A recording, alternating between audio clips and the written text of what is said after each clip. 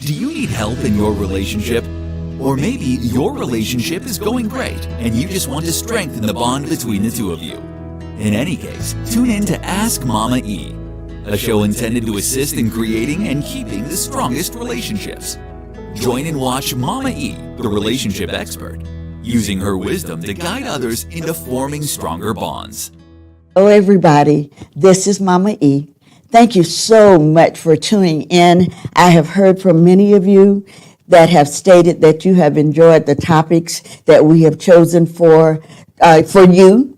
From those of you who are not aware of what our vision is, our mission in our ministry, it's called In Him Marriage and Family Ministry, and primarily our goal is to teach and to encourage.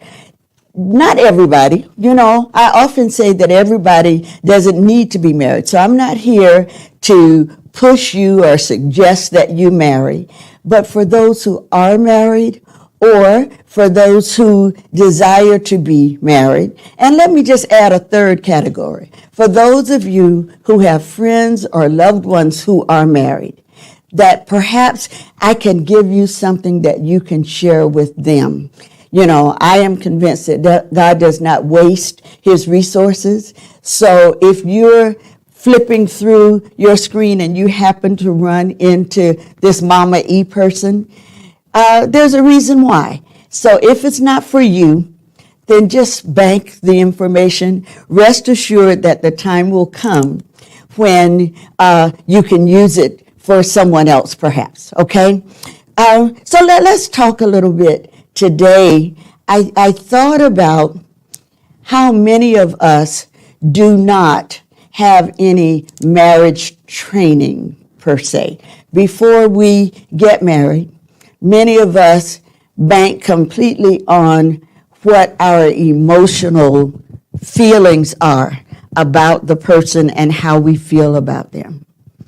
I'm convinced now that I have lived longer, that there's a scripture in Titus that says, let the older women teach the younger.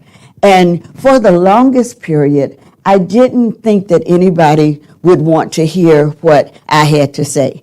And so I kept my experiences, my life happenings, if you will, to myself, thinking that I would just be seen as old-fashioned. And that's still true, and that's okay. But I do believe that some of the things that I have faced in life just might be beneficial to someone following me. So let's talk a little bit today about what kinds of things do we need to know, do we need to talk about, that we need to discuss before we get married. I've got a 50-year history with my children's father, what you all call baby daddy. 50 years. And I learned a lot in those 50 years. Not all the experience I had were positive.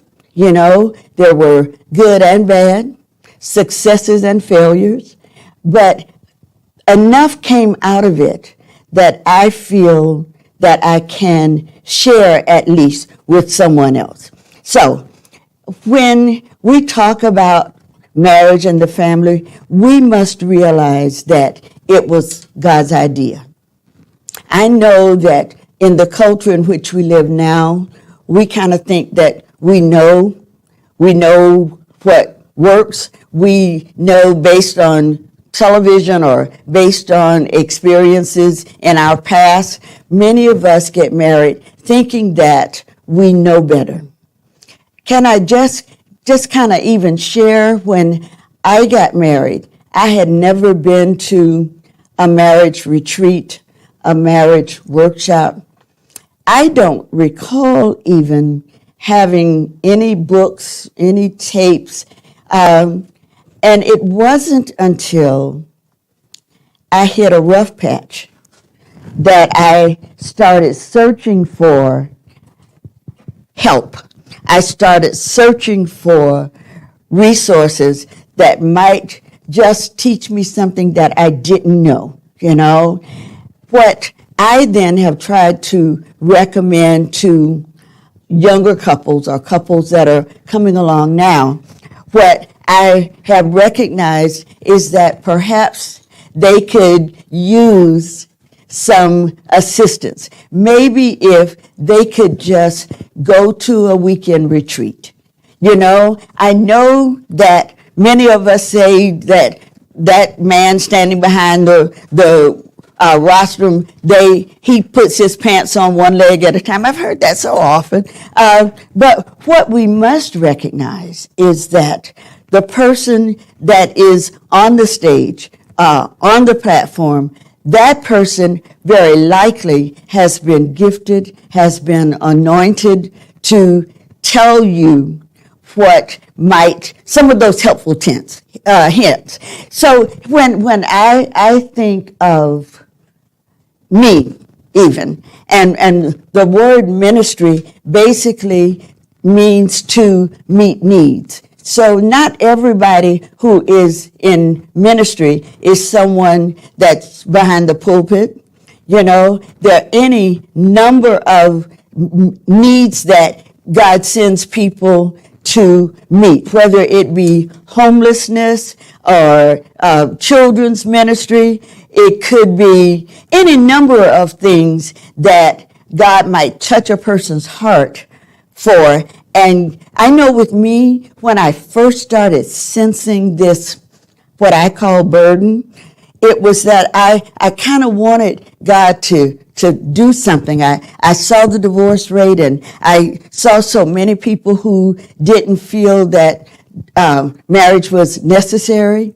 I saw people who were going from one relationship to another and not really being able to say that any of those relationships were successful, were healthy, so that I was saying to God, do something, you know, fix this.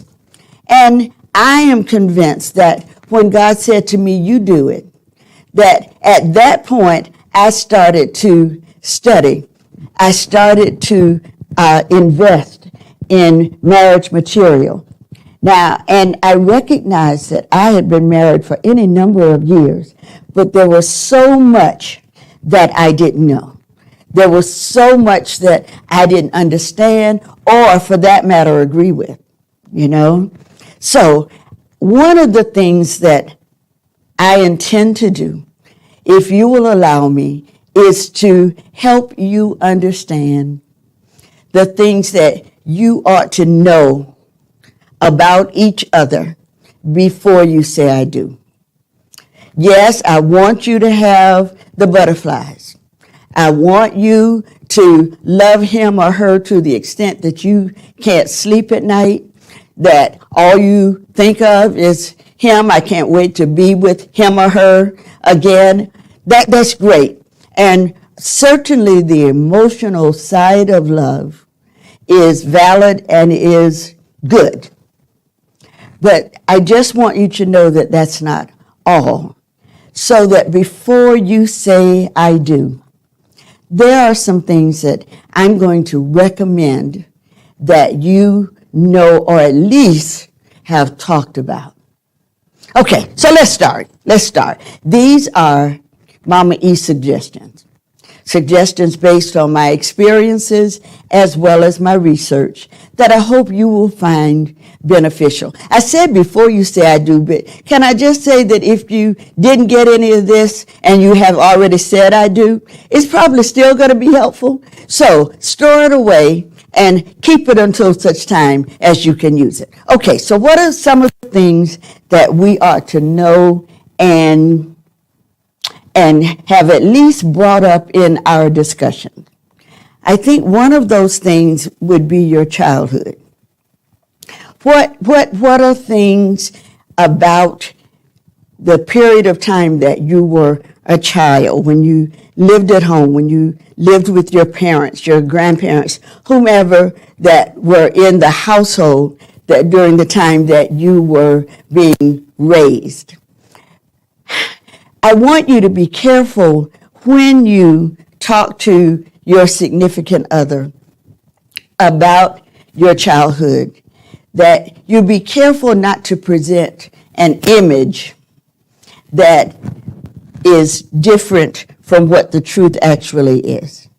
Sometimes I think when we meet someone that we want to impress, very often we will tell them a story that's partially true, but you want them to be able to, be impressed by what you say your childhood was. So that I want you to make sure that you give a truthful image of what your childhood was like, because it's hard to keep up with the lie. Okay, so you tell them that you were raised in a mansion and, your parents were this and you went to private school and whatever it is that you would have liked for your childhood to be like, but it wasn't. Be careful not to try to present a false picture.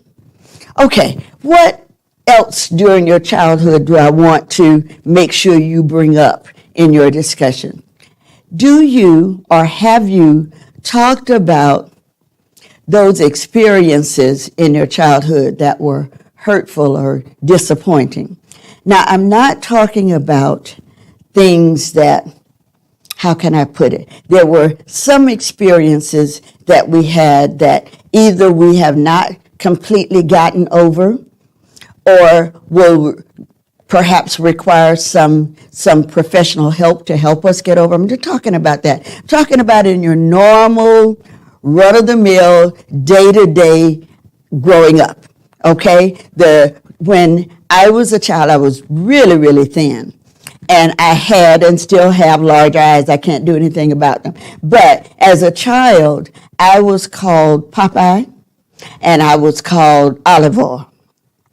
And to the people doing the name calling, they probably didn't think anything of it, but it was hurtful to me.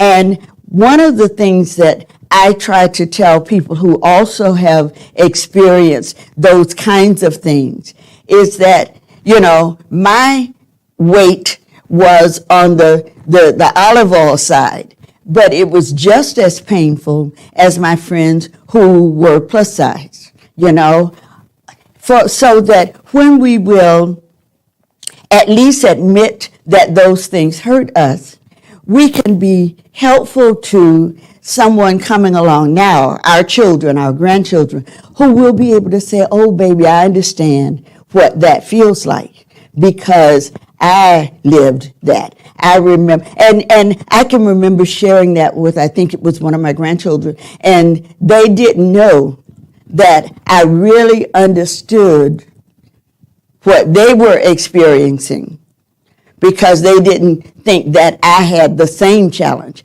Well, it might not have been exhibited by the same thing, but hurt is hurt, okay? So that if you talk about those kinds of experiences with the person that you're going to spend the rest of your life with, it's quite possible that they've had some hurtful things too, or that when you are years down the road and you have children or what have you, you might have an opportunity to help somebody else get through theirs. Okay, let me go on. Did you have pets when you were a child? Now you're probably saying, what difference does that make, and how is that beneficial? Well, I think that a lot of people who had the responsibility of taking care of pets, that's really helpful as you grow into adulthood, because having a pet is really like having a child that you are responsible for. Somebody said that having a pet is like having a permanent toddler, because you have to do everything for them, take them to the vet, get their hair clipped, all of that sort of thing. And so when I say that, it's not a bad idea to express to each other? If you had that growing up, who was responsible for feeding the dog? Did you have a time, a period where you were responsible on Monday, Wednesday, and Friday, or did mom and dad have to take care of the dog even though the dog was supposed to be for the children? Just something for you to think about when you're having those discussions. Another thing that I think is a suggestion for conversations with your significant other. What did you enjoy doing as a child? What school activities did you participate in? If you didn't participate, why?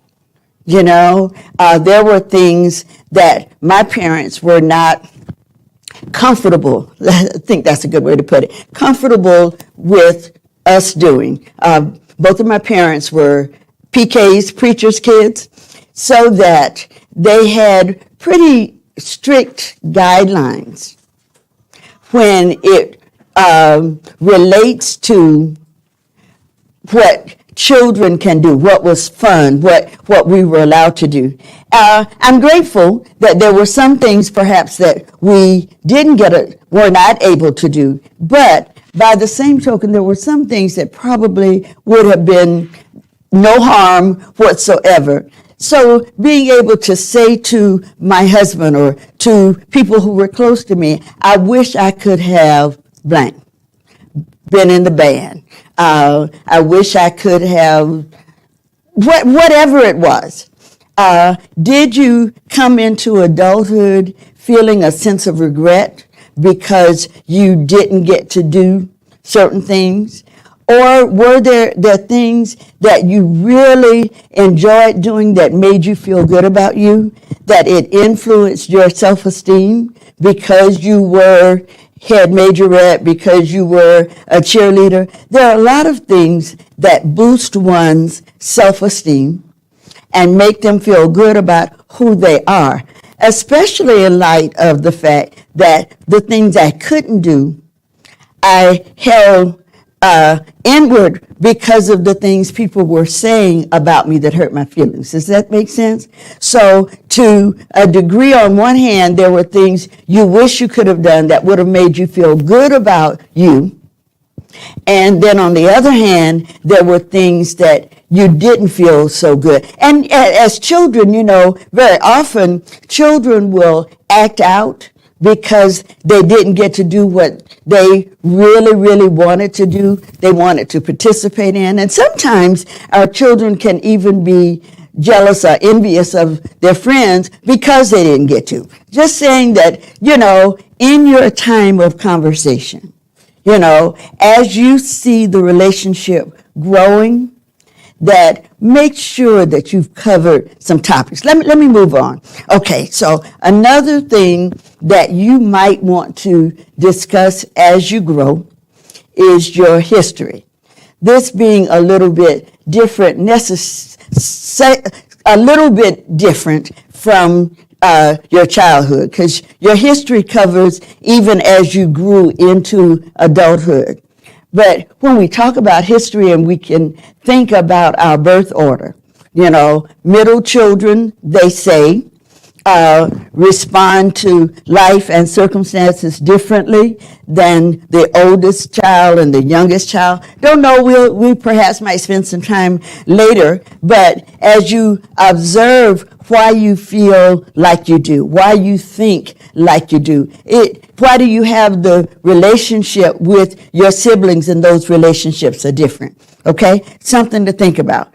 What were your parents like in your household?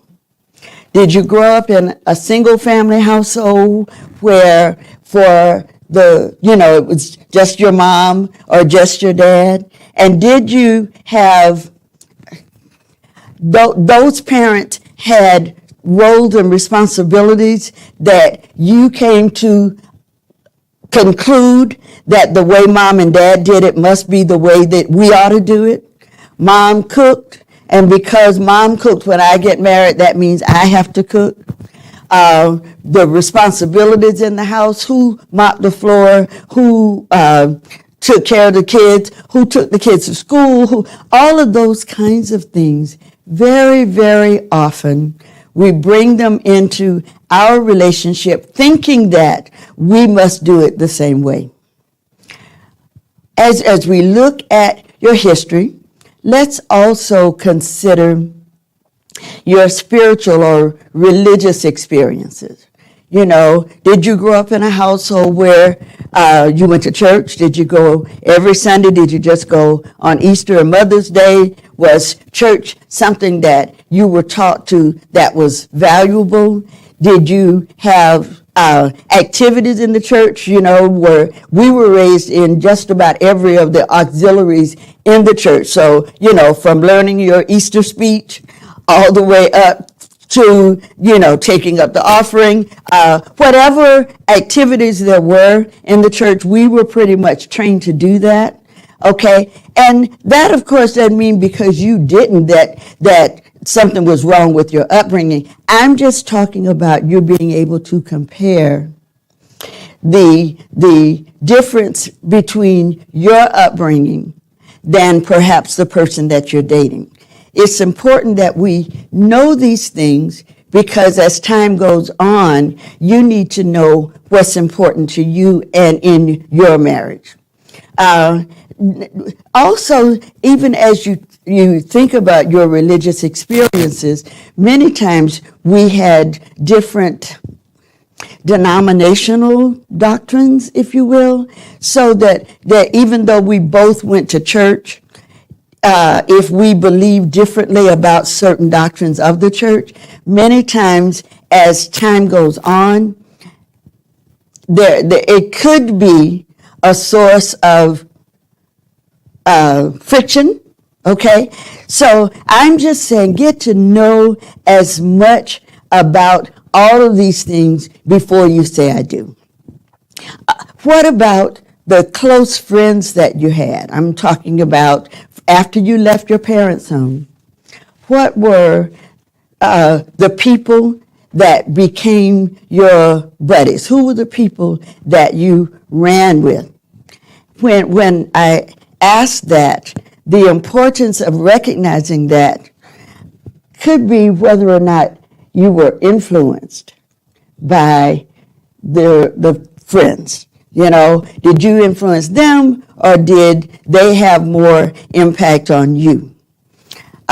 Who were your favorite relatives? Same question, that you had a first cousin that you were really close to, and there were things that cousin might have suggested that we do. It'll be fun and, you know, nobody will know.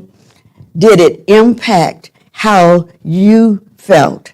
Did it impact how you grew up and what you felt? Maybe because of what your parents taught you and how you couldn't do certain things in their house. Very possibly, as an adult or young adult, you might have felt like it was important for you to see how the other half lived.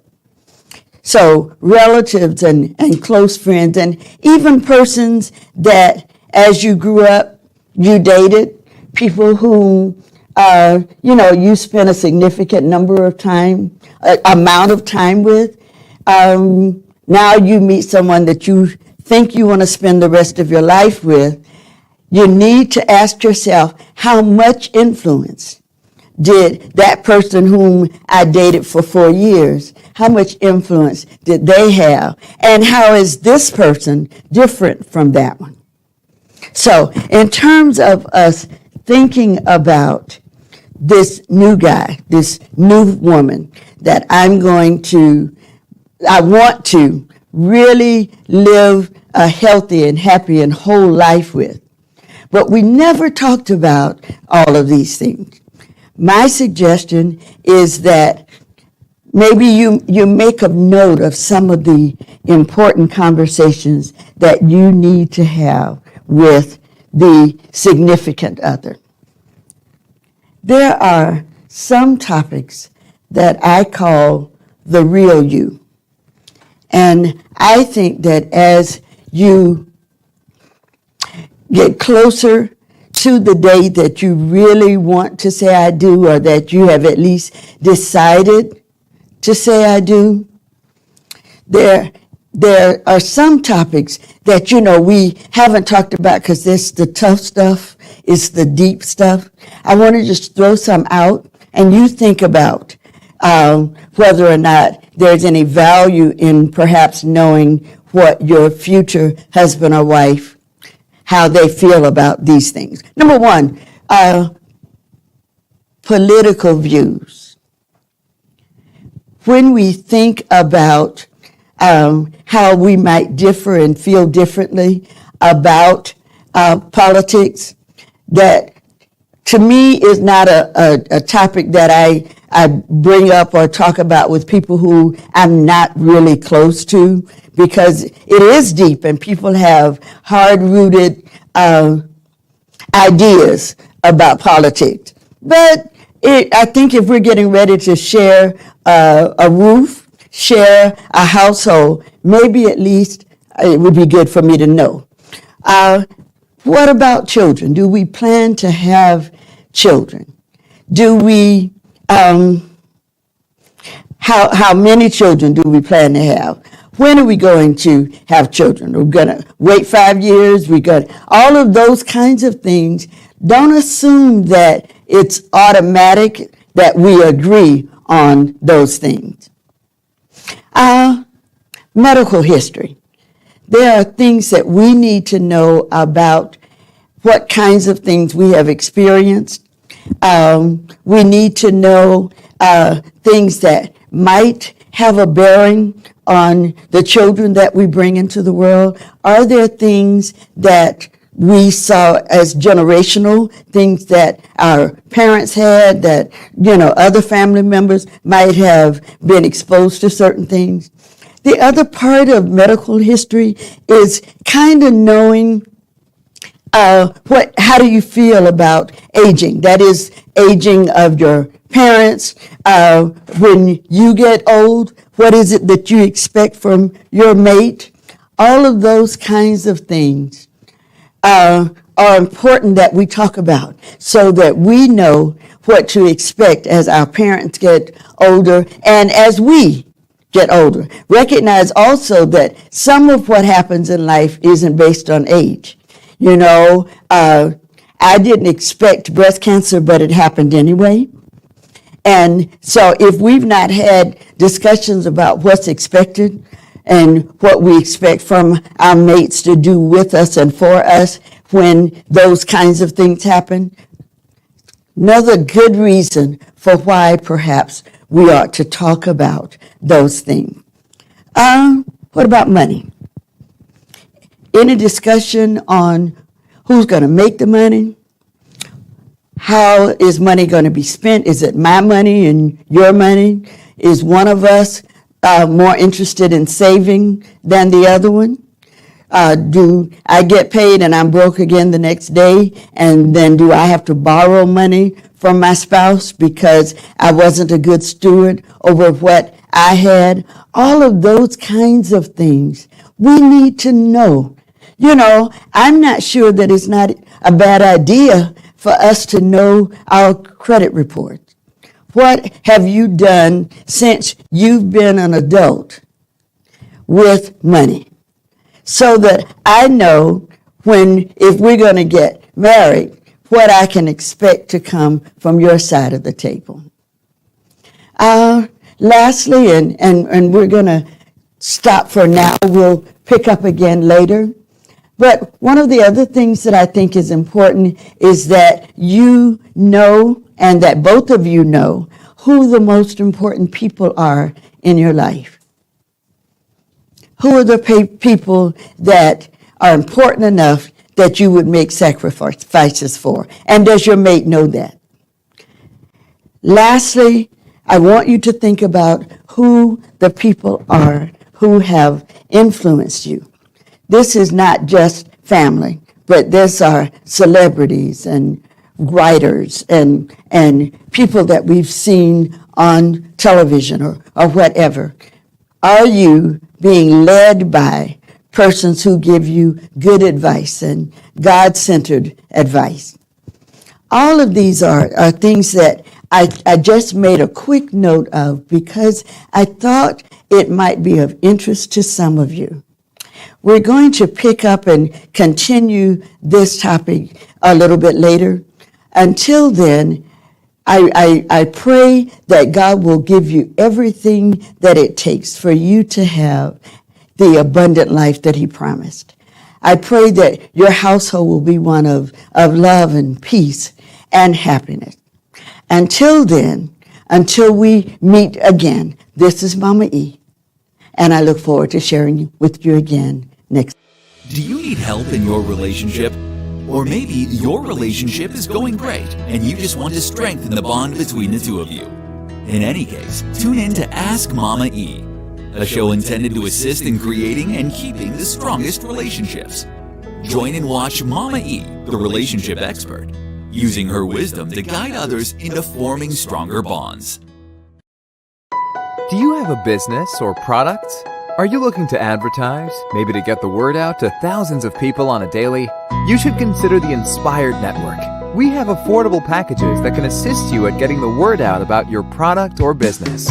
Call us today at 866-804-6774. Your financial support keeps the ministry alive. You can be a blessing by sewing via Cash App today at $TeachJax, or you can text to give at 833-481-1524 and text the word GIVE. So you've been watching the show. Would you like to be a content provider yourself and develop a show for the Inspire Network? Please give us a call today at 904-389-5592 or go to www.connecttv.info to submit a show idea. Have a praise report or a testimony of how any of the programming at the Inspired Network has been a blessing to you? Please go to www.myprayerrequest.info. Click on the tab Testimony and submit it today. The IPC prayer team would love to know how effective the ministry is being to you. Do you love video production? Would you like to have a career in video production, but don't know where to start? Your problem is you have no one to teach you. Well, the Inspired Television Network is initiating its apprenticeship program. We'll teach you video production, how to set up the simple camera operation, post-production, and advanced editing. Imagine sitting down with an expert and being taught weekly how to do it. It's a 6-month program that requires a minimum of 10 hours a week of hands-on training and 3 hours a week of classroom training. You've always wanted to make movies or learn production. This is the perfect program for you. Give us a call today at 904-389-5592 or sign up at www.learntv.today. It's free for churches and nonprofits. Do you need a morning prayer line?